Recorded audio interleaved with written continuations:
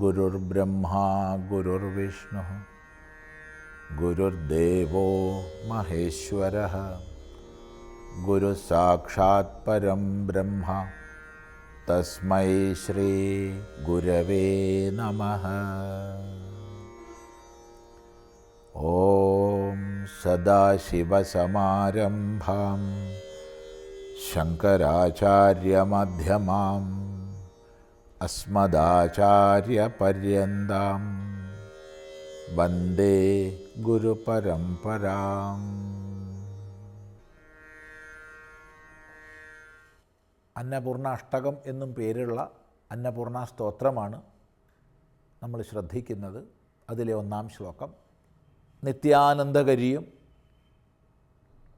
വരാഭയകരിയും സൗന്ദര്യരത്നാകരിയും നിർധൂതാഖില ഘോരപാപനികരിയും പ്രത്യക്ഷമാഹേശ്വരിയും പ്രാലേയാചല വംശപാവനകരിയുമായ ദേവിയെ നമ്മൾ കണ്ടു. ആരാണ് ആ ദേവി? കാശീപുരാധീശ്വരി. കാശീപുരത്തിന് അധീശ്വരിയാണ്. കാശി അങ്ങേയറ്റം ശോഭിക്കുന്നതാണ്. അങ്ങേയറ്റത്തെ ശോഭയോട് കൂടിയതാണ് കാശി. ആ കാശി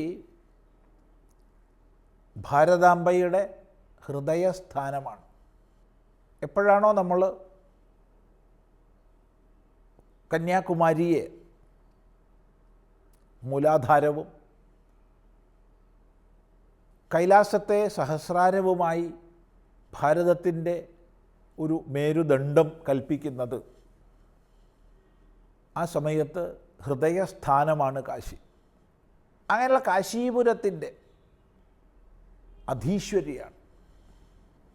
ഏത് കാലം മുതലെന്നറിയില്ല, സഹസ്രാബ്ദങ്ങളായി വിദ്വാൻമാരുടെ, പണ്ഡിതശ്രേഷ്ഠന്മാരുടെ, തപസ്വികളുടെ എല്ലാം ഭൂമിയാണ് കാശി. അങ്ങനെ കാശീപുരത്തിന് അധീശ്വരൻ വിശ്വേശ്വരനാണ്. ദ്വാദശ ജ്യോതിർലിംഗങ്ങളിൽ ഒന്നായ കാശി വിശ്വേശ്വരലിംഗം, വിശ്വനാഥലിംഗം, ആ വിശ്വനാഥനോട് ചേർന്നുകൊണ്ട് തന്നെയാണ് 51 ശക്തിപീഠങ്ങളിൽ ഒന്നായി മാനിക്കപ്പെടുന്ന വിശാലാക്ഷി നിലകൊള്ളുന്നത്. അപ്പോൾ വിശാലാക്ഷിയുടെ ഭാവത്തിൽ കാശിയുടെ മൊത്തം അധീശ്വരിയായിട്ട് ദേവി നിലകൊള്ളുകയാണ്. കാശിയുടെ അധിഷ്ഠാത്രി ദേവിയാണ് വിശാലാക്ഷി. അപ്പോൾ കാശീപുരത്തിൻ്റെ മുഴുവൻ അധീശ്വരിയായി, അധികാരിയായി വിരാജിക്കുന്ന ഹേ ദേവി, അഥവാ കാശീപുരത്തിൻ്റെ അധീശ്വരനായ വിശ്വനാഥൻ്റെ പത്നിയായിരിക്കുന്നവളെ രണ്ട് രീതിയിലും പറയാം. കൃപാവലംബനകരി, കൃപാവലംബനത്തെ ചെയ്യുന്നവളെ, എപ്പോഴും കൃപയെ അവലംബമാക്കി ലോകാനുഗ്രഹം ചെയ്യുന്നവളാണ് കൃപാവലംബനകരി. അമ്മയ്ക്ക് കഷ്ടപ്പാട്, ദുഃഖം മക്കൾക്ക് അനുഭവിക്കുമ്പോൾ അവിടെ സ്വാഭാവികമായി വഴിഞ്ഞൊഴുകുന്ന കൃപാഭാവമാണ്. ആ കൃപയെ അവലംബമാക്കിയിട്ടുള്ളവൾ, ആശ്രയിച്ചിട്ടുള്ളവളാണ് കൃപാവലംബനകരി. ഇപ്പം നിത്യാനന്ദകരി എന്നുള്ള പരമമായ അവസ്ഥ അവിടെ നിന്ന് ജഗൻ മാതൃത്വം എന്നുള്ളതിലേക്ക് വരുമ്പോൾ കൃപാവലംബനകരിയാവുകയാണ്. അങ്ങനെയുള്ള മാതാന്നപൂർണേശ്വരി, മാതാവും അന്നപൂർണയും ഈശ്വരിയും. മാതാവ് ജഗൻ മാതൃത്വത്തെ കാണിക്കുന്നു. അന്നപൂർണ സകല അന്നങ്ങളെയും അഥവാ സകല കാമങ്ങളെയും പ്രദാനം ചെയ്യുന്ന ഭാവത്തെ കാണിക്കുന്നു. ഈശ്വരി സകല ജഗത്തിൻ്റെയും സൃഷ്ടിസ്ഥിതി പ്രളയ കർത്തൃത്വത്തെ കാണിക്കുന്നു. മാതാവും അന്നപൂർണയും ഈശ്വരിയുമായ ദേവിയാണ് മാതാന്നപൂർണേശ്വരി. ഹേ മാതാന്നപൂർണേശ്വരി, ഹേ കാശീപുരാധീശ്വരി, ഹേ കൃപാവലംബനകരി, കൃപയ്ക്ക് മുഴുവൻ അവലംബനമാക്കിയിട്ടുള്ളവൾ, ഭിക്ഷാം ദേഹി, ഭിക്ഷയെ നൽകിയാലും, ഭിക്ഷയെ നൽകിയാലും, തൻ്റെ ജീവിതത്തിലെ പ്രാഥമികങ്ങളായ ആവശ്യങ്ങളെ നിർവഹിച്ചു തന്നാലും. എന്തുകൊണ്ട്? ശരീരം, നമ്മുടെ സ്ഥൂല ശരീരം, ഇത് നമ്മുടെ എല്ലാ ധാർമ്മിക ചര്യകൾക്കും ഭക്തി സപര്യകൾക്കും ജ്ഞാനസാധനകൾക്കുമെല്ലാം ആശ്രയഭൂതമാണ്. ഏത് സാധനാമാർഗത്തിൽ പ്രവർത്തിക്കണമെങ്കിലും, ഏത് യോഗചര്യയിൽ പ്രവർത്തിക്കണമെങ്കിലും ശരീരത്തിൻ്റെ ആനുകൂല്യം വേണം. അതുകൊണ്ടാണല്ലോ ശരീരമാദ്യം ഖലു ധർമ്മസാധനം എന്ന് വിദ്വാൻമാർ പറയുന്നത്. ആദ്യമായ ധർമ്മസാധനം ശരീരമാണ്. ഇതിനെ വേണ്ടതുപോലെ പരിപാലിക്കണം.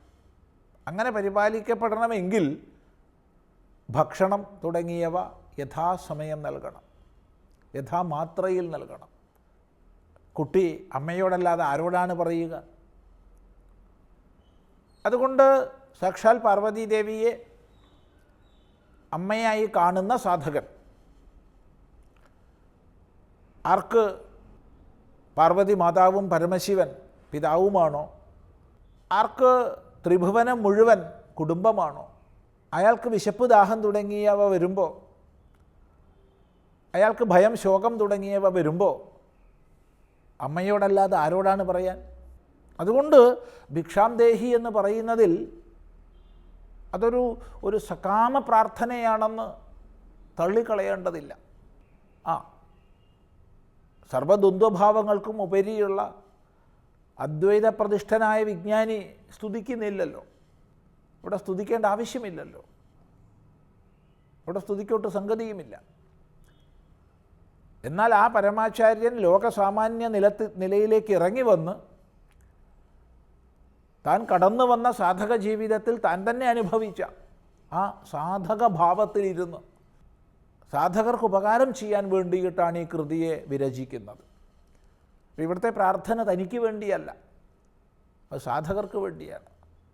ഇവിടുത്തെ പ്രാർത്ഥന തൻ്റെ അദ്വൈതനിഷ്ഠമായ സ്ഥിതിയിലല്ല, സാമാന്യ ലോകസ്ഥിതിയിലാണ്. അതുകൊണ്ട് വളരെ സംഗതമാണ് ഭിക്ഷാം ദേഹി, നീ ഭിക്ഷയെ തന്നാലും എന്ന് പ്രാർത്ഥിക്കുകയാണ്. ഇങ്ങനെയാണ് ഒന്നാമത്തെ ശ്ലോകത്തിൻ്റെ സാമാന്യ അർത്ഥം. തുടർന്ന് നമുക്ക് രണ്ടാം ശ്ലോകത്തിലേക്ക് പ്രവേശിക്കാം.